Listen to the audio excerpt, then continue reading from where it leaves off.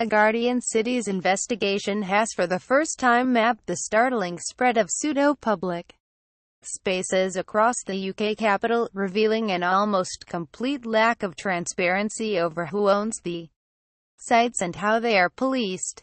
Pseudo-public spaces, large squares, parks and thoroughfares that appear to be public but are actually owned and controlled by developers and their private backers, are on the rise in London and many other British cities, as local authorities argue they cannot afford to create or maintain such spaces themselves.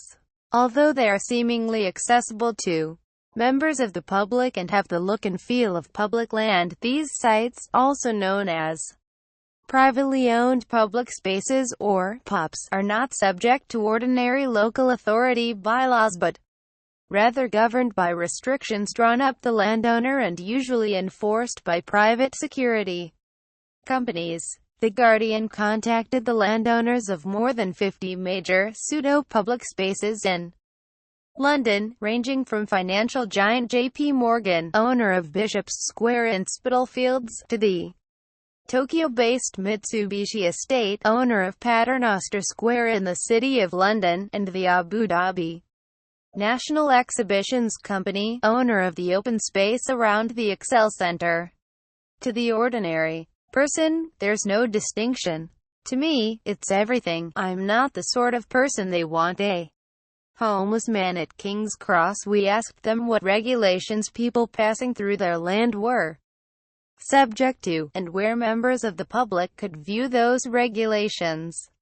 All but two of the landowners declined to answer. We also asked all local authorities in London for details of privately owned public spaces in their borough. Via the Freedom of Information Act, most councils rejected the request. In response to the Guardian investigation, the Mayor of London, Sadiq Khan, has now vowed to publish new guidelines on how these spaces, some of the city's most prominent squares and plazas, are governed.